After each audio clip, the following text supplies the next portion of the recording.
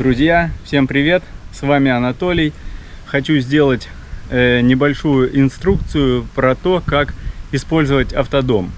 Чтобы каждому не показывать, но может кому-то будет тоже интересно, как что включается в автодоме, как мы используем автодома.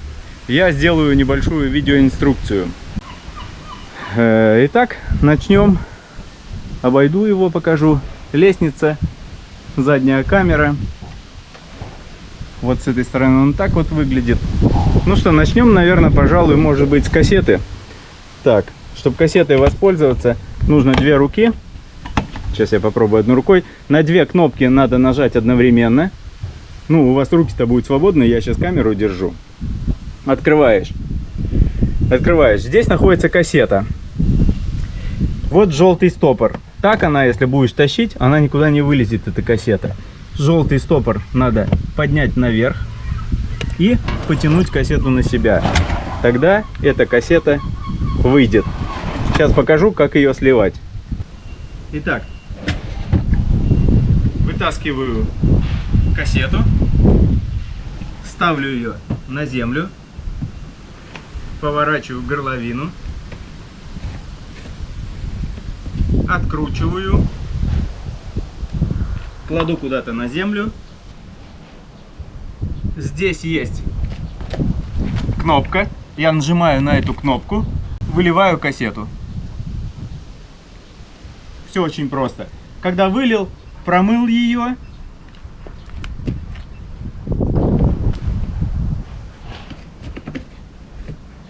Водой промыл ее. Закрутил.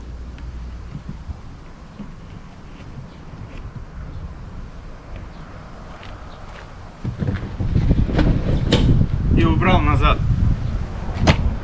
Закрыл крышку. Здесь у нас находится рундук. Здесь заправка холодной воды. Вставляешь ключ, поворачиваешь. Сюда шланг и заправляешь. Есть шланг обратный на перелив. И закрыл потом. Ключ убрал. Здесь находятся газовые баллоны. Вставил, повернул. Повернул, дверца открылась. Чтобы пользоваться отоплением или бойлером горячей воды, два баллона у меня здесь стоит больших. Значит, нужно, редуктор подсоединен уже, нужно только открыть газовый баллон. Открыл. О, гром у нас гремит. Открыл газовый баллон. У меня имеется вот такой вот ключик, если поменять надо, если здесь газ закончился, то на другой баллон переключить у меня разводной ключик есть. Открыл газовый баллон. Сейчас дождик у нас пойдет. Закрыл. Итак, кассету я вам показал, как она сливается, как газовый баллон. Это выхлопная труба от отопителя. Это от холодильника. Сюда подсоединяется внешне 220. Сейчас возьму кабель и покажу. Вот есть кабель, я его специально удлинил. Оригинальный был вот такой короткий, меня не устраивал. Крышку поднимаю, придерживаю крышку. Все, кабель поставил, эту опустил. А это в удлинитель воткнул. Это папа в маму в удлинитель и под машину засунул, если дождь будет, чтобы кабель не намок.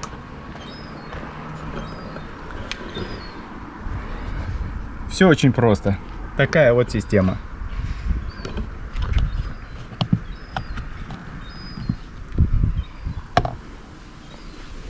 Итак, покажу вам. Дальше заходишь. Здесь сделана система. Это и бойлер на нагрев горячей воды, и отопление салона. Мы газ открутили. Сейчас сразу покажу, как он работает. Если я включаю только сюда наверх, то зажгется газ и будет обогреваться только бойлер. Если я опущу вот эту вот красную вниз сюда, то будет и бойлер нагреваться, и отопление газовое работать. Вот эта вот кнопка, это регулирует бойлер температуру воды 40-60 градусов. Какая вам вода нужна. Но обычно он нагревает ее до очень горячей. Здесь сам бойлер находится. Здесь кнопка выезжает, ступенька снизу. Итак, включим бойлер, и это регулятор. Итак, друзья, как пользоваться холодильником. Сейчас покажу. Все по порядку пойдем. Первое. Нарисован аккумулятор. Красная кнопка. Ее нажимаешь, работает, когда вы едете от аккумулятора. Дальше. Нарисована такая вот вещь. Ее включаете. Это когда 220 у вас внешне подключено. Это регулятор. Ну, как чтобы морозило сильнее или слабее. Это кнопочка, когда вы едете. Два положения здесь есть. Первое положение, он до конца не закрыт. Когда, чтобы проветривался холодильник, открывается зеленой кнопочкой. Ну и второе, во время движения вы закрыли и кнопочкой этой зафиксировали, чтобы он на ходу, какая-то большая кастрюля может там стоять, что-то тяжелое, вот, чтобы не открылась дверь. Это стопор, это регулятор. Если от газа, сейчас покажу, что необходимо нажимать, что пользоваться, как пользоваться от газа. Здесь пьезоподжиг есть. И это тоже есть регулятор, открываем газ в разном положении. Также, когда открываем холодильник, здесь такое окошечко есть. В нем будет гореть огонек. Сейчас я все покажу, как это делается. Здесь я поставил примерно, регулятор я поставил примерно на середину, на циферку. 5 поставим всего, от 1 до 7 есть. Колесико поставил, допустим, на 5. Итак, я поворачиваю в первое положение, ставлю. Зажимаю эту кнопку, нажимаю. И нажимаю пьезоподжиг.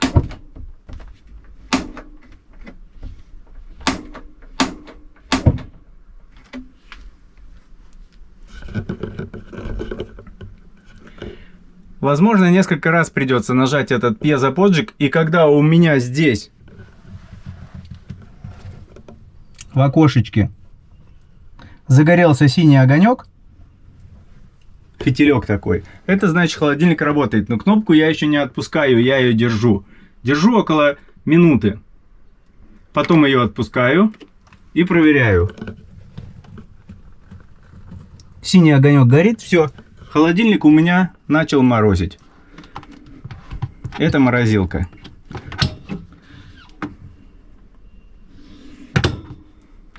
Все, холодильник у меня морозит. Теперь я только здесь регулирую. Чтобы выключить его, поворачиваю. И огонек уже не горит. Все, холодильник выключился. Так запускать холодильник. На плите пьезоподжига нету. Есть 3 конфорки. Конфорку нажимаю, поворачиваю. Некоторое время держу, потом отпускаю. Все очень просто. Опускать вот это вот стекло. Опускать это стекло можно только через 5 минут. Не забудьте это. Это разогревается железо очень сильно. И если вы забудете, и когда это будет красное все разогрето сильно, вы опустите стекло, это, возможно, оно треснет у вас. Это нужно помнить. Иногда бывает здесь наклейки, что стекло опускать, я поставлю наклейку только через 5 минут. Пока я не опускаю. Остынет, тогда поставлю вниз. Итак, друзья, теперь по приборной доске.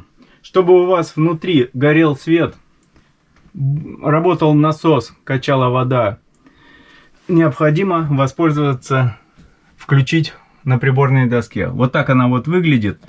Здесь написано лампочка, тоже свет. И это кран, это подача воды. Значит, если вам нужен свет, пока у вас это не включено, видите, света не будет нигде. Видите, света нету. Надо включить, чтобы загорелась эта лампочка, тогда свет будет работать. Видите, да? Это тоже включаем. Это вода не пойдет, пока не включена. Это сейчас попробую открыть. Вот открываю кран. Вода, видите, не идет. Закрываю кран. Нажимаю эту кнопочку. Насос, слышите? Он накачал систему, заработал. И теперь можно пользоваться. Вот, вода идет холодная. Вот горячая вода у вас будет. То есть это должно быть включено. И этот тестер показывает заряд аккумулятора. Значит, и показывает, сколько воды у вас в баках чистой и серой воды осталось.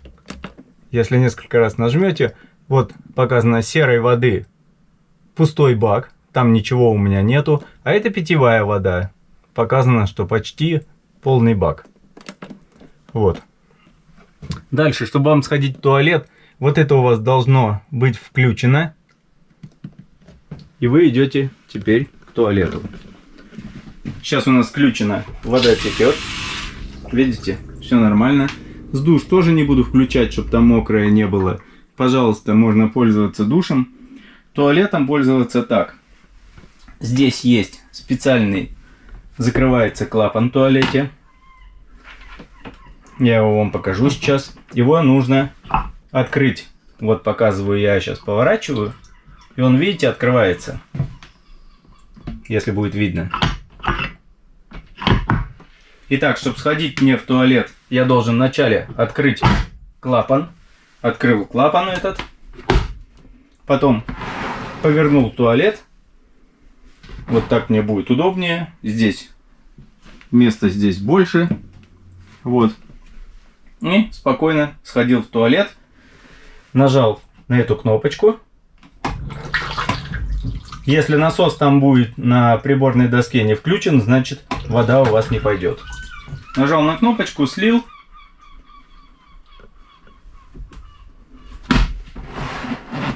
Развернул туалет. Закрыл заслонку. Заслонку закрываем, чтобы из туалета ничего не пахло. Ну, здесь всякие шкафчики есть. И так далее. Здесь тоже шкафчики. Ну и здесь положить мыльно-пузырное. Очень много всего. Так, по туалету объяснил. Свет тоже есть. Пожалуйста, работает. Еще важная вещь, такая как люки. Сейчас у меня, видите, люки открыты. И один люк открыт. И второй люк открыт. Когда стоите, можно, чтобы они были открыты, эти люки. Это стопорить, стопор такой у меня. Чтобы вот так делать, чтобы там ветер, когда, например... Ну, когда ветер, я стараюсь не открывать. Это вот так стопорится, чтобы, значит, ну... не оторвало этот люк, чтобы он там не ерзал, не закрывался, не открывался. Система простая.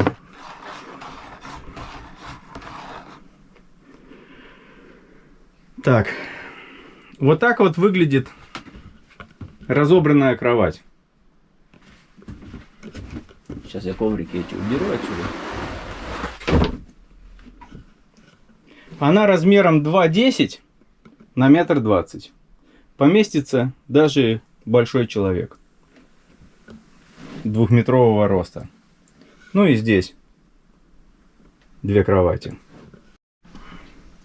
Еще, друзья, важно по окнам. Сейчас покажу по окнам. Значит, здесь, смотрите, окно. Есть 4 закрывания у него. 4, да? Чтобы его открыть, нужно 4 замка открыть. Дальше, вот я их открыл, все 4 замка. Все щелкнуло. Вот на стопор, на проветривание оно у меня встало.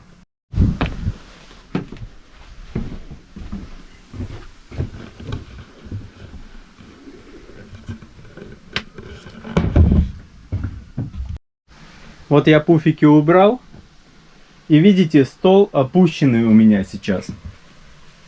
Стол у меня сейчас опущенный.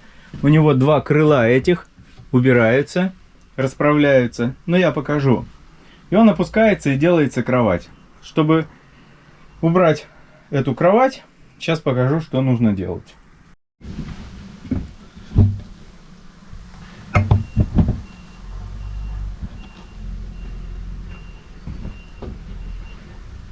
Итак, я поднимаю этот стол.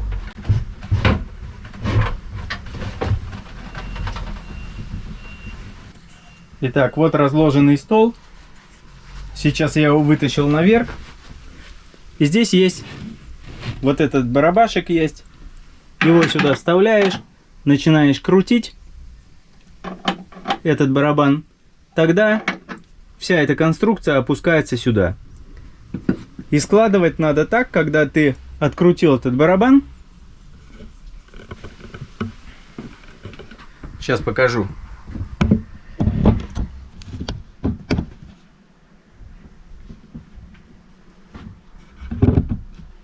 Как я опускаю стол.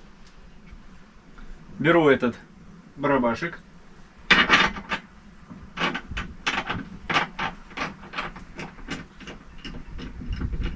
Вот я болт ослабил. Теперь беру эти крылья. До конца не опускаю. Стол начинаю опускать. Вот он опускается. Крылья поддерживаю эти.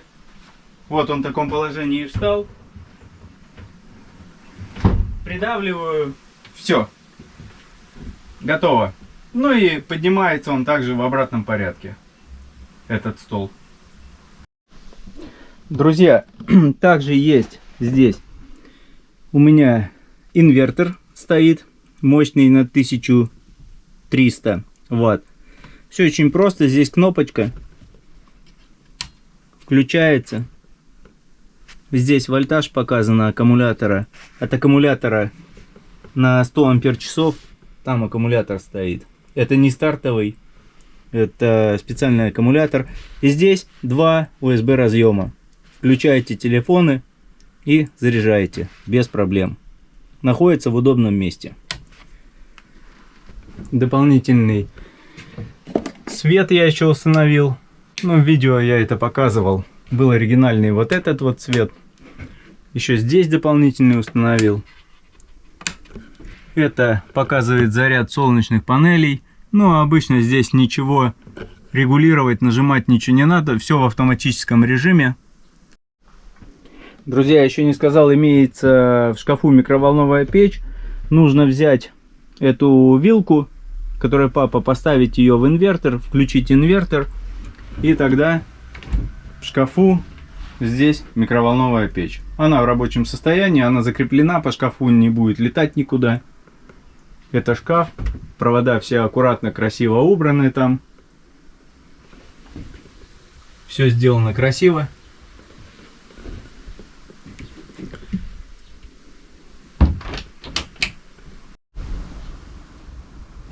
Друзья, еще есть такой приятный бонус. У меня стоит здесь Webasto.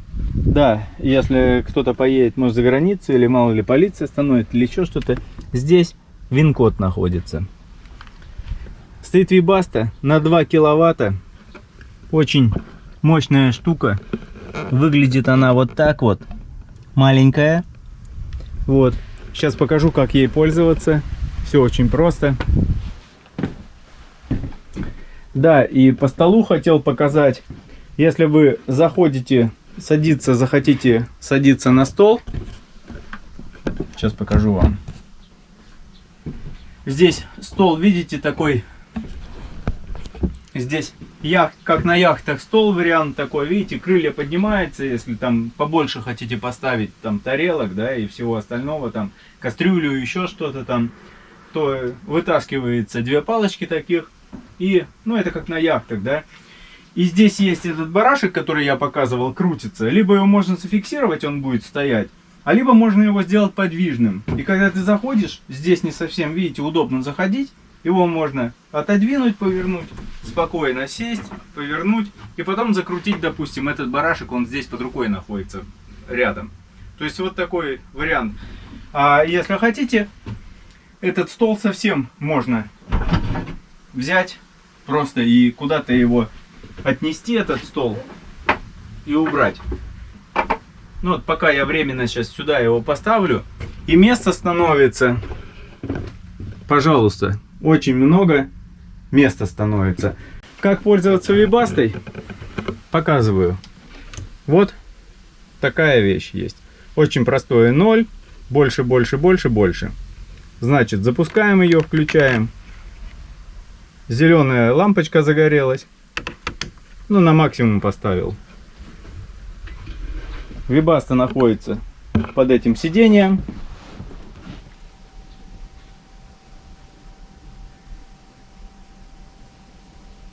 Сейчас она загудит.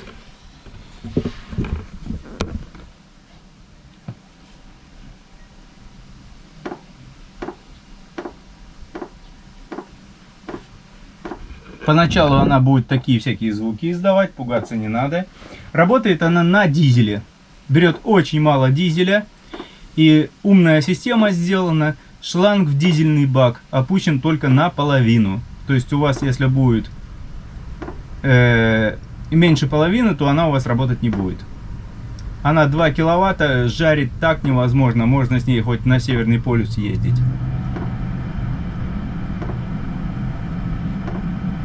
Все, она заработала. Пошел горячий воздух. Щелкать перестанет, когда система нагреется. Здесь есть регулятор такой. Вы его регулируете куда надо.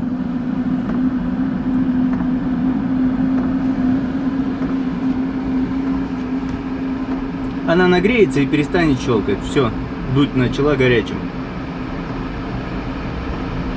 Это классная система. Сейчас на полную мощность у меня стоит. А если сделать на чуть-чуть, звук будет не сильный. Сейчас на всю мощность я поставил ее. То есть вот, показал, работает все очень просто. И здесь регулируешь, показываешь, какую температуру тебе надо. Все, выключаю. Фу, жарко сразу стало. Очень жарко сразу стало. Друзья, вот открыл. Так выглядит этот бойлер. Он на 12 литров. В нем нагревается вода. И это же отопление. И еще хотел показать одну вещь очень важную. Вот это вот электронный клапан такой, который сейчас показываю. Вот этот. Когда температура опускается до 2 градусов, плюс 2 градуса, вода вот-вот должна замерзнуть, чтобы не разорвала эту систему всю, и чтобы выпустила воду, то этот клапан срабатывает, опускается он вниз, и вся вода сливается. То есть, если тепло внутри, тогда проблем, ну, зимой же тепло внутри в домике, проблем никаких нету. Но если ты забудешь воду, его на ночь оставишь холодный, без отопления, то он опустится вниз, и вода сольется с домика. Это специально, чтобы не лопнули трубы, краны и все остальное. Такая умная система. То есть надо его поднять наверх, если он опущен. Тогда этот клапан будет закрыт, и можно наливать снова в домик воду. Такая вот система. Вот так выглядит все это дело. Здесь как его обслуживали, все нормально его, так что все в рабочем состоянии. Ну вот, друзья, я показал вам, как пользоваться кемпером. Ничего там сложного нету. Ну, и один, и второй, они по сути похожие. Вот водички чуть налилось у меня, потому что бак сейчас пустой, открытый. Так что все просто, все легко. Никаких проблем. Всем удачи!